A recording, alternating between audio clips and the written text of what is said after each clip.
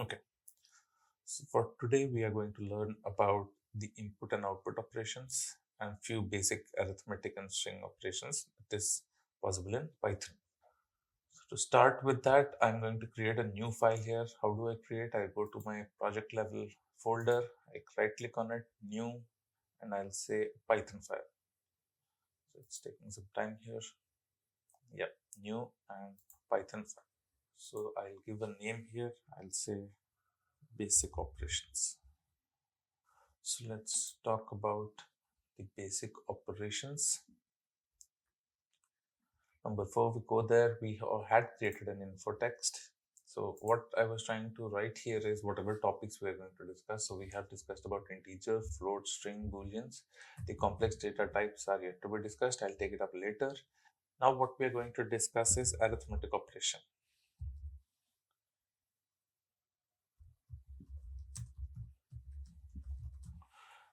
After this, we'll be discussing about output or printing statements. Okay, Python has the basic operations of plus, minus, multiply, divide. And apart from this, it also has an operation called modulus. Modulus is nothing but a mod keyword, and then there is another integer division I would call. We'll talk about this later, which is double slash. Okay. The third one here is 2 stars. This is exponential. Okay. Now, to start with, what I'll do is I'll take a variable a, I'll put some value here, I'll put it as 20. I'll take a variable b, I'll put this as 10, and I will try to calculate my sum. Sum is equals to a plus b. Now the next thing I want to print is print sum. Simple. Now let's see what this does. Just print 30 for me. Fair enough. Now what I want to do is I'll take the same thing. I'll take the same variable. I'll comment these 2 lines, and what I'll do is I'll print difference. Difference is equals to a minus b. And next thing I want to do is print the difference. Okay. Now if I run this, it gives me 10. Now what if I reverse this? Okay. Now what I'll do is I'll again reverse this. Instead of using the same thing, I'll reverse. Okay. So it gives me, the first difference gives me 10, the second one gives me minus 10. Cool. Moving on.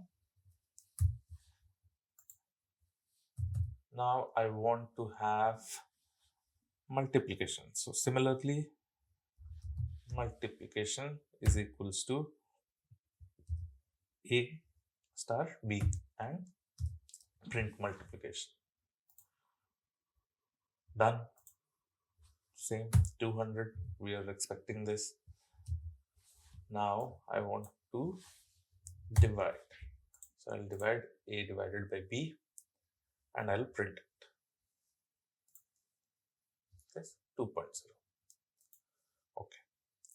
Now if you have observed, what happened here was I passed 2 variables, which is 20 and 10. But the output that I got was 2.0. What is 2.0? What is the class of this variable? It's of type float. Okay. Now if I want to check what is the class, what will I write? I'll write print type of division. I get class float. Okay. So by default, whenever we perform a division, the output of it is of type float. Clear until here? Now we'll do the next operation. I'll use exp is equals to a star star b. Okay. And next thing I want to do is print this. Now what it does is, it would give you 20 to the power 10. Okay. Now if you want to try this with a smaller number, I'm going to comment this also. I'll initialize a variable here, a equals to 2 and b equals to 3. So now what it should do, 2 to the power 3. The 2 to the power 3 is 2, 4, 8. So I should get an output of 8. So I'm getting 8. So this is the double star is again exponential function. Now moving on, we'll talk about the modulus operation. So I'll comment this part. We'll say a equals to 100, b equals to 10. Now I want to do a mod of a and b, and I'll print the mod. It gives me 0. Why 0? Because if you divide 100 by 10, so there's no remainder in it. So it gives me 0. Now if I want to run it again with a different value so that I get something out of the remainder, so let's say I'll give 102. So it should give me a remainder of 2. Now if you run this code, what comes? I'll get 0 for the first time and 2 for the second time, because 102 leaves 2 as a remainder when divided by 10. Okay, this was our mod function. Now the next thing that we want to talk about, we already talked about the division function here, right? We have a division function, a divided by b. So it divided. So let's talk about the next thing, that is going to be slash versus double slash. Okay. What it is. So I'll take a number, a equals 10, b equals 3, and I'll divide it. Okay. Now let me comment this part. Yes, and yeah. So if I run this code, what will I get? I'll get a division and I'll get a quotient followed by a long decimal number, 3333 and 5 something. Cool. Now, what if I try to do the double slash operation? So if you want to understand the double slash correctly, so you can understand it as an integer division output. Okay. So when you try to divide, or basically you can also consider it as a floor operation on a division. Okay. What is floor operation? It will round it off to the previous whole number. Okay. It will round it off to the previous whole number.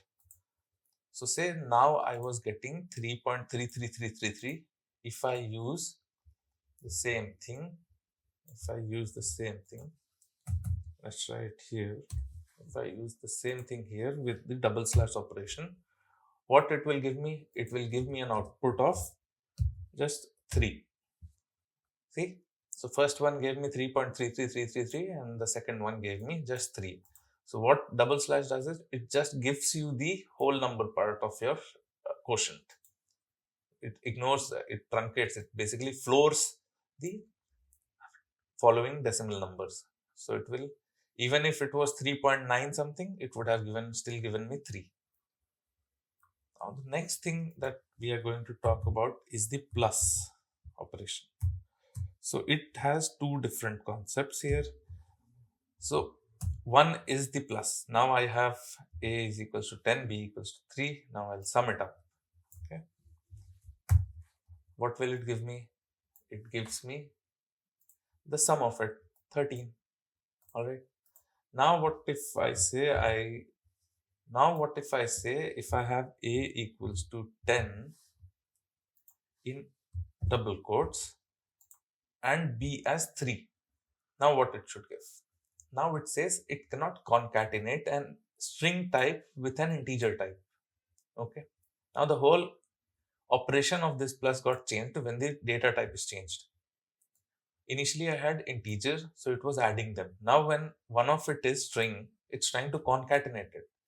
So the next thing that I want to do here is, I'll again pass this thing as a string and I'll run it.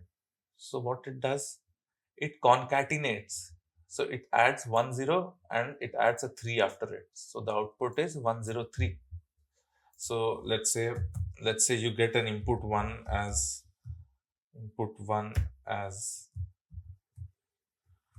test, input 2 is equals to automation.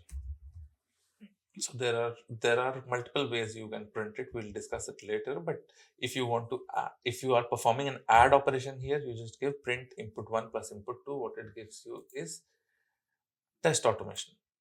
It concatenates both the string.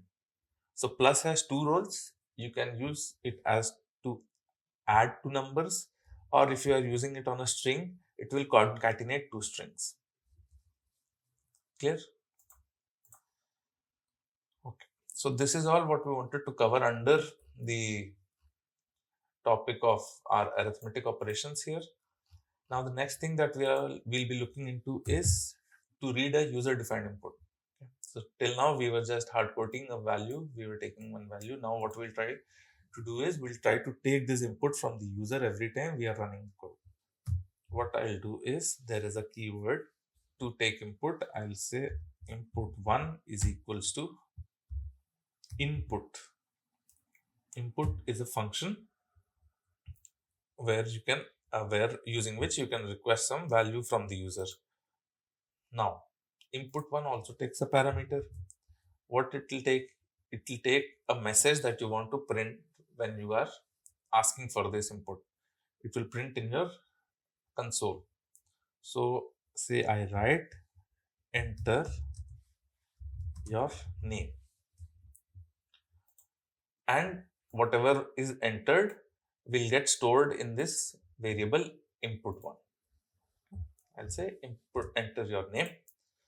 Now what I want, I will just print input1.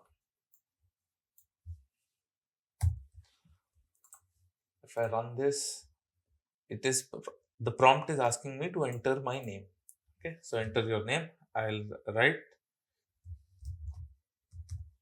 John and I'll hit enter. If you observe it correctly, you'll find there is a difference also in the color. So these are the benefit of using an IDE. Okay, if you run it using just a notepad file, you won't have this color difference, you won't have this basic. So there are prompts also. So if you are doing something incorrectly, it would highlight that there are some action which needs your attention. So you need to figure out how to fix it. Okay. So now John, and I hit enter, and it prints me back John here. Simple. Now, since we learned that we can add two strings using a plus operation, what I'm going to do here is I'm just trying to say, since I'm getting a name here, I'll say hello in inverted comma, and after hello I'll give a space, inverted comma close, plus, and I'll give an input1. Now if I run this, it asks me for a name, I'll say John and hit enter, says hello John. Simple. So here what we understood, whatever the input we are giving is of type, what type? String. That's why we are able to concatenate it. Okay. Now let's take another example where we want to take two inputs. Let's say. So taking two inputs, how do we do that? I'll say input1 is equals to input and enter your name. I'll say instead of name, I'll say enter your first name. Okay. And input2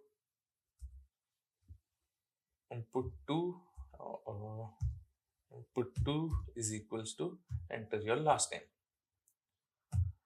Now what I'll do is again hello, and I'll print them. Now what I'm trying to do here is hello, a space, input1, which is my first name, again a space, and then input2. Okay. And I'm using the plus operation to concatenate it. Cool. Now we'll print it. Enter your first name, say John. Last name, say Paul. So it says hello John Paul. Clear? Now there is another way how you can take multiple inputs. Okay. Now I'll say here, I'll comment this, I'll say input 1 is equals to enter your full name. Enter your full name. So what I'm expecting here is the name will be into two parts. Let's just assume that whatever we are trying to enter, we'll get it in two parts. Okay. Now what do we do here? Now I'll say whatever is the input coming from here, I want you to split it. Okay. I'll say dot split. So what the split function will do, it will split my input based on a delimiter. If I have not specified it, so it will take space as the delimiter. Okay. Now, instead of input 1, what I want to do here is I'll say input 1, input 2. Say, let's take an example. Let's say I'm going to write input text. I'm going to take as John K. So let's say I'm going to write John K. So what will happen here is this split function will split this John K into two different variables. So the first one goes into input 1, the second one goes into input 2. Now let's try to print this. Okay. Now what will happen here? Will it print or will it throw an error? Let's run this. So I'm going to enter John and it throws me error. Why did it throw me error? So the clear reason why it threw me an error is I programmed it in such a way that I'm expecting two variables, input 1 and input 2. Okay. But I only gave John here. Okay. Now let's run it again with the correct input. So I'll say John K and I'll hit enter. So it says hello John K. Clear? So these split and these are again inbuilt functions. We have a different session for it, but just because we were discussing this topic, I brought this up. But we are going to cover this in detail as well going forward.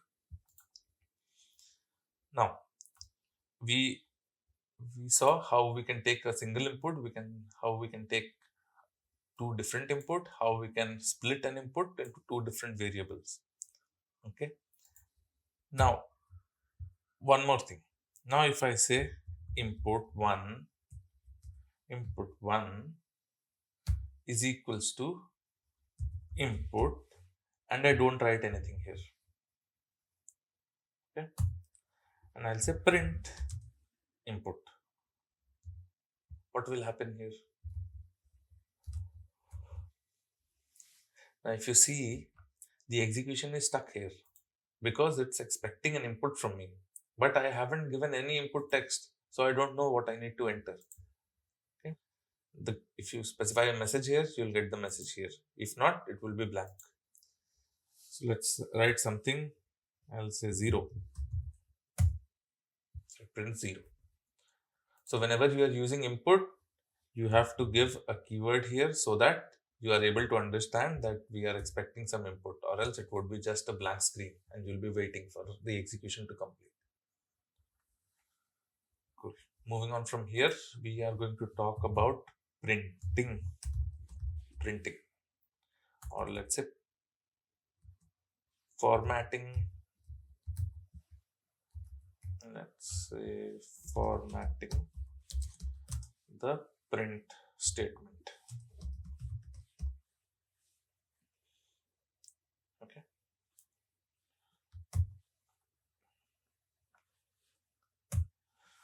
All right.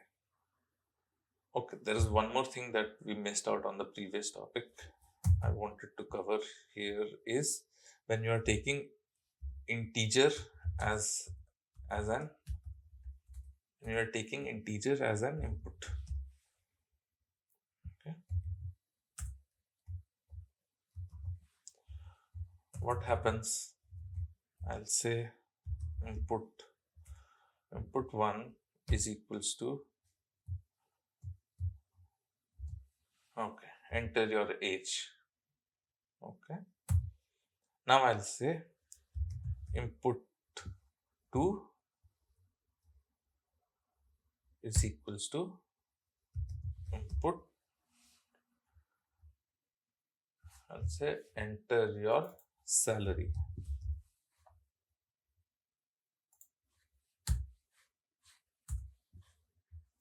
Or let's take some meaningful variables. I'll say age is my age, I'll say salary is my salary, and I'll say tax is my tax component. Now what I want to do is I'll print the age as it is. So I'll print age, I'll print age. Okay. Now for salary and tax, what I want to do is I'll print,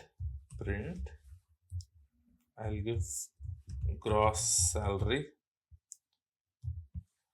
is equals to, I'll concatenate salary plus tax. Now what it will do? Will I get output or it will throw some error?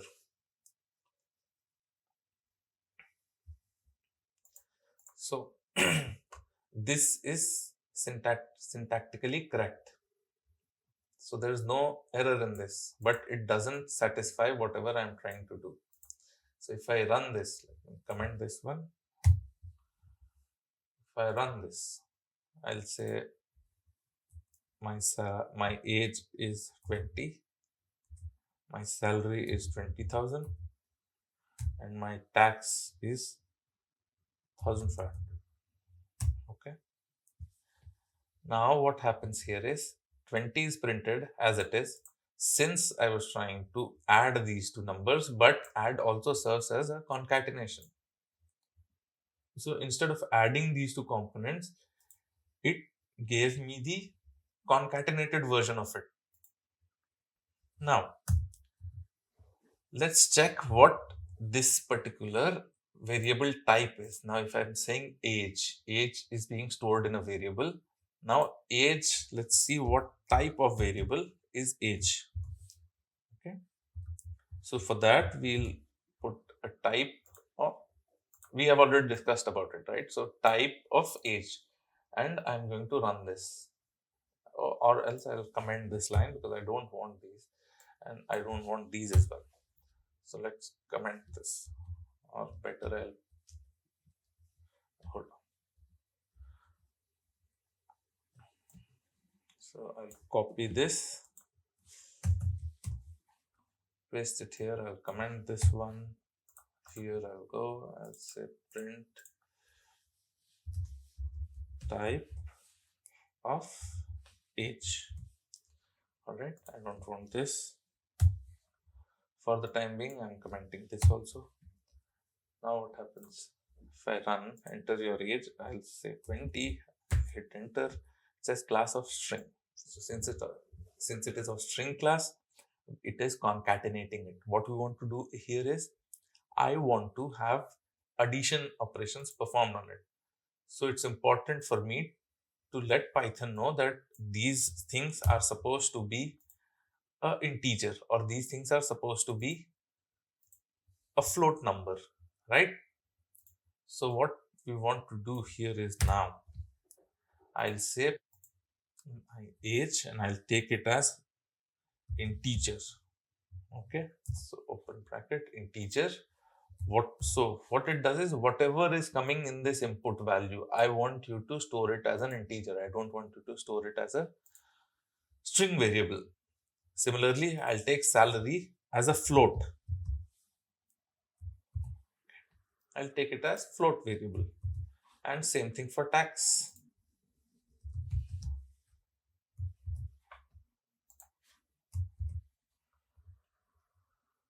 And I'll print the age also. Print age.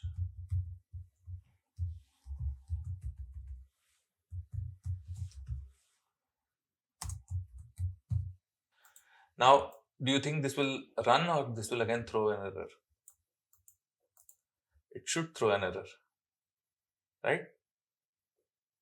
Because we are trying to do a concatenation operation here with a string, because these two are float and this is a string. It won't work, right?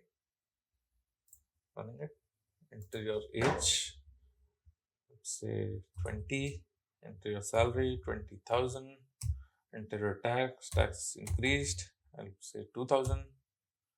Now it says you can only concatenate string, not float to a string. Okay. So there is another way how we can do it, how we did it here with age. Okay. So instead of this plus, I'll just give a comma here and I'll say print this. Okay. There are other ways also. We are going to, the next topic is around it only. So for this, so I will print it again. Now I'll say enter your age, I'll say 10, enter your salary, I say I get a pocket money of 500, enter your tax, I say 0, and I hit enter. So your age is 10 and your gross salary is 500. Cool. Clear until here?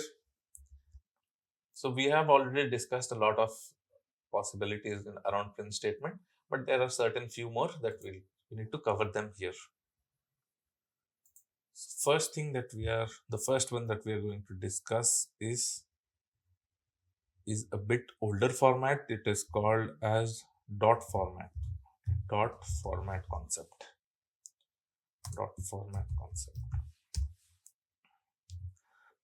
I'll take my name, John, age as 20, salary as 10,000.96. Oh, it's 2 months salary. This is okay. Okay. So let's take name as John, age 20, salary is 10,000.90. Okay. Now, to print this in a single print command, what we want to do, last time when we were trying to send out a plus statement here, it was giving me an error. Okay, so I had to comma separate it and it printed well. So there is another way to do it. So what we are printing here is print name and a curly bracket, age, a curly bracket, salary and a curly bracket, and whatever or however you want to format it, with what variables you want to format it. So I'll say dot format, and these are my arguments. I'm passing name, age and salary in the order how I want to fit in here. Okay. Now running this. So if I run this, what happens? It says name is John, age is 20, salary is my 10,000.9. So it truncated the last decimal, the 0. So that anyways gets truncated. We don't bother about it. Okay. Let's try to do it as 0.99. Will it truncate again? No. Right? So if you run it, so we get the same output here. Okay. This is one. The other way is, this is one way. The other way that we have is using a percentage sign. Okay. Using percentage, or I'll write it as print using percentage. I'll use the same variables and I'll comment this. Now this time what I want to do here is again, so print percentage s and this is percentage g, So string is percentage s, anything which is integer is percentage d. For double I have used percentage g. This dot shouldn't be here, so this is percentage g. Okay, and then I pass the parameters here: name, age, and salary. Okay, so percentage g, I'm using it for float. Okay. Now if I run this, do I get 10,001. This is because, okay, so this is also one thing that g is capable of. Percentage g, what it did is it rounded off my salary to the next whole number and it printed a g. So this has a good adaptability. So we are going to discuss this, but there is also a thing called percentage f. Okay, or if we want to have it in this format, so what will I write here is percentage g. Let's talk something about percentage g and percentage f first. So when using percentage g, what happens is percentage g, what happens is it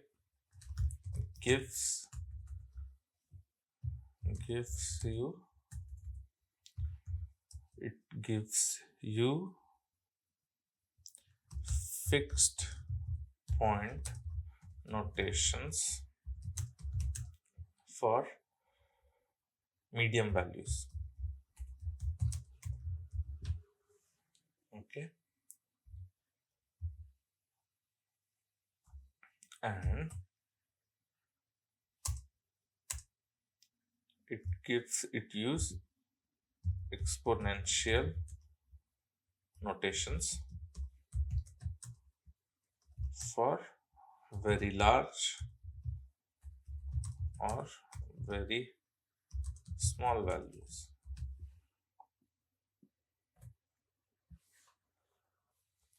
It rounds off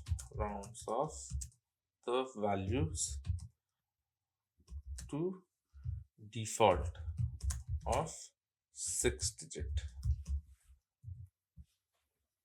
Okay, now there is another thing called percentage f. We'll say percentage f. This also works as percentage g, but there are two things here. So this is for fixed points where you set as I want this to be displayed with 2 decimal, 3 decimals. Okay, fixed point or fixed decimal points. To understand it better, I'll write it fixed decimal points, and then there is percentage e. Okay, there is percentage e. So this is for, again, exponential notation. Exponential notations. Okay. Okay. Now, coming back to this example, what we're trying to print here is, if I say print percentage g of this particular number, it prints 10,000.5, which is rounded off to 1 digit, 1 decimal place, right? Now, if we go forward and if I use the same example, let's comment this. Now, if I have percentage, let's keep percentage g here, and if I give a big decimal number after this, okay, let's talk about just percentage g. Okay, I am not going to use this example here. Now let's say a is a variable. A is equals to 2 point, or say 0.1, 2, 3, 4, 5, 6, 7, 8, 9, right? And I'll say print percentage to g with a. Okay,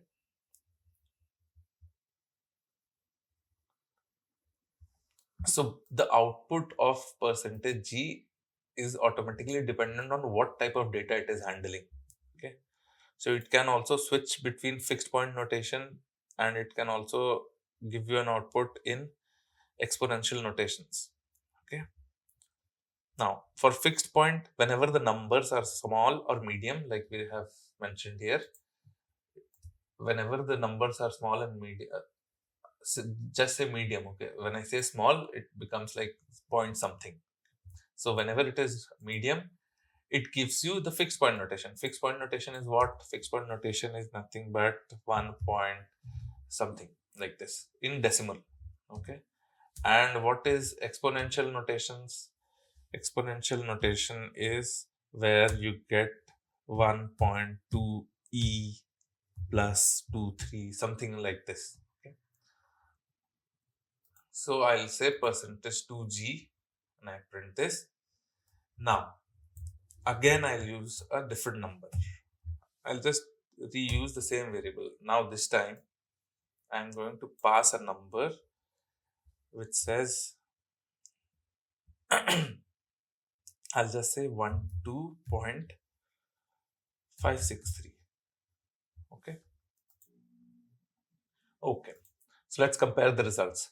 A was this big number, and I had asked percentage G to print it with whatever defaults it has.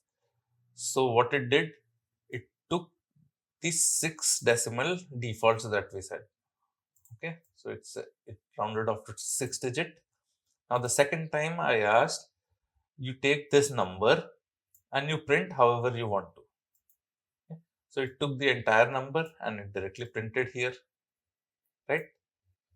Now the third time what I did, I asked the number, I passed this number and asked to print it with 5 digits. Okay, 5 significant digits. So it printed the 5 decimal places. Now the next time what I did, I passed the decimal number and I asked print it in just 2 significant digits. So what it did, it rounded it off to 13 because 5 was there, so it rounded it off using the upper concept. It rounded it off to 13. Now the fifth time I passed the same number and I asked give it to me in 4 significant digits. So it gave me 12.56, right?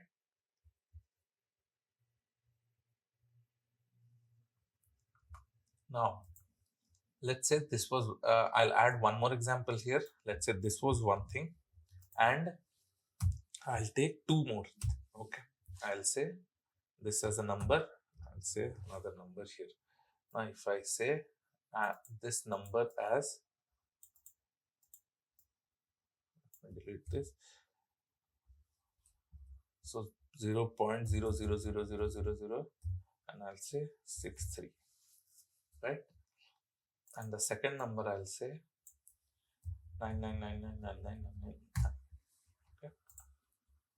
And I'm not trying to control this. I'll say you print it in, or let's see what it does here. Okay. What it does.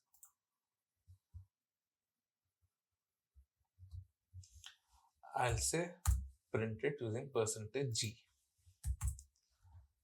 Right? Now let's execute this.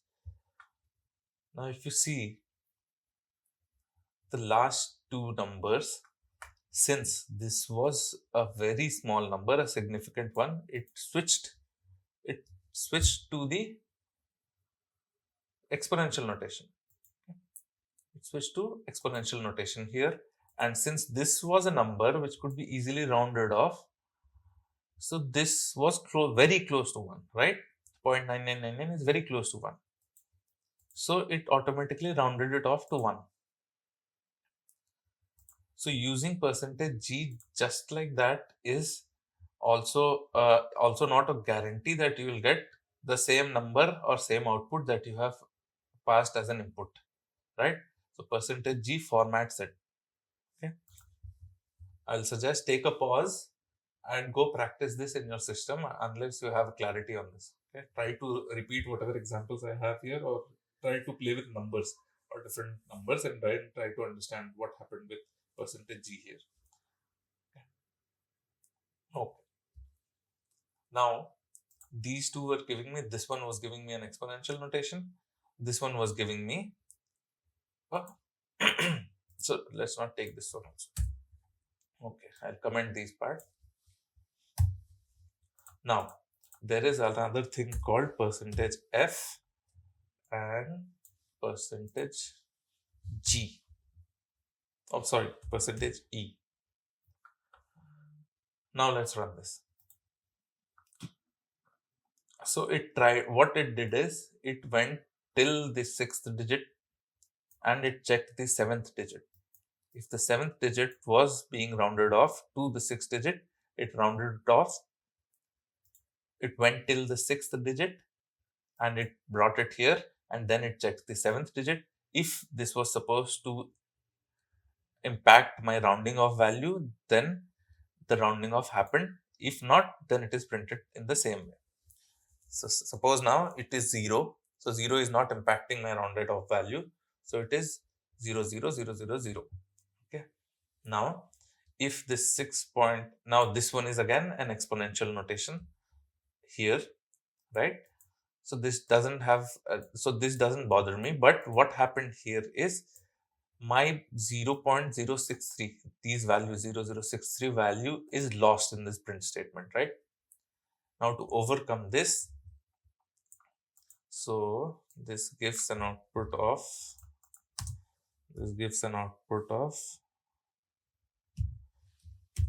this, right?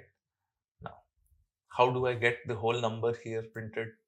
Now to do that, there are two different approaches. One is either you can use percentage g, it will give you an exponential notation, done, right? If you still want a decimal notation, what you have to do here is you'll have to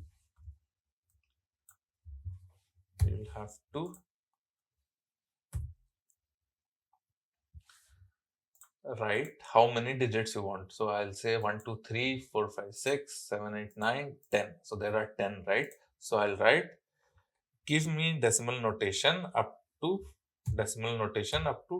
10 digits, right? Give me a number with 10 digits here. And if I run this one, what do I get? I get my whole number here, right? The entire number here. Okay, clear? If not clear, I suggest you take a pause and try to practice this by your own and then proceed, right? Clear here? And let's go back and see what we discussed. We were discussing the print statement. We tried to print using curly brackets. We tried to print using percentage, right? And we tried to, now, so since these are sources of confusion, right? So now what we'll do here is we will use something called as the f string concept. Okay, it's called f string or called it formatted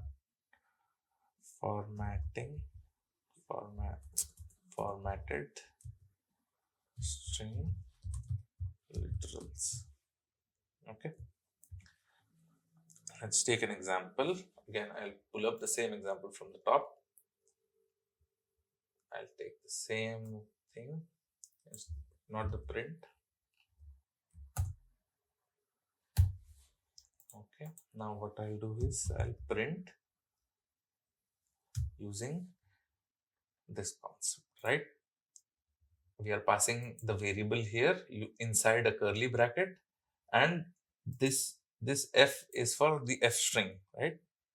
So from Python, I think Python 3.6, the f string was introduced, and it provides a concise and readable way to format a string.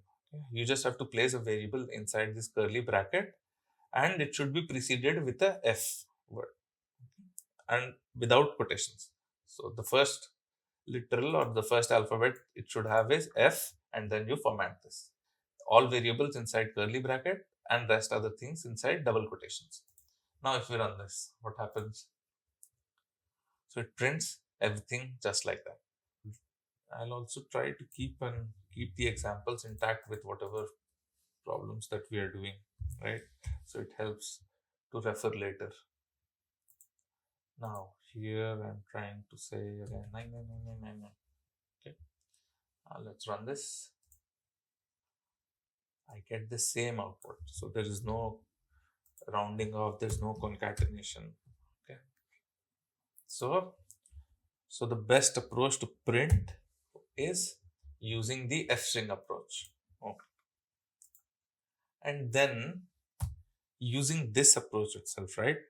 This is again, I'll say a equals to 10.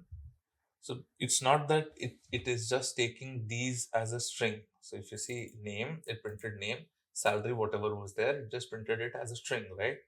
But what happens when you take integers here? I'll say a10, b is equals to 5, sorry, a is 10, b equals to 5, and then I say print, I'll say sum of a and b is this number, and I'll perform the same addition operation inside the curly bracket. Okay. If I have to run this, what output I'll get? I'll get an output saying sum of 10 and 5 is 15, right? Let's run this. It says sum of 10 and 5 is 15, right? So similarly, what the point of explaining this was, you can have any operations done inside this curly bracket, any arithmetic operation you can perform here. It's not that since it is inside of a print statement, so it would just take a string and print it, or it would have problems concatenating integers and string, right? So it can concatenate anything which is inside curly bracket, and whatever is inside curly bracket, if it is a variable or if it is an operation, it will perform initially, and then it would print the statement. Okay, clear? Now this would be the last concept for today. So this is called delete keyword, okay, or del keyword. This is delete. Now whenever we want to initialize a variable, I'll say a equals to 10, and I'll say print the id of a, right? Clear? Now after I have used this variable, I want to delete it from my environment. So what I'll do, I'll say delete a, and then I'll again try to print the id of a just to see what happens, right? So I'll comment this, run this. Now what happened here is, when I initialized and I printed, it printed the id, right? But when I gave a command delete a, so it was not able to find the memory again because I already deleted it, right? So it says name a is not defined, right? So this is how you will delete a variable after initializing and after you are done using it. Okay. So let's wrap it up for today. In the next video, when we come, we'll talk about the control structures, and I'll give you some questions around the topics, the three topics that we have discussed.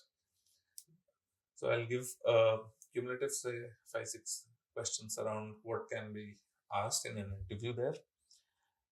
And in the next topic, we'll discuss about the control structures. All right. See you guys in the next video.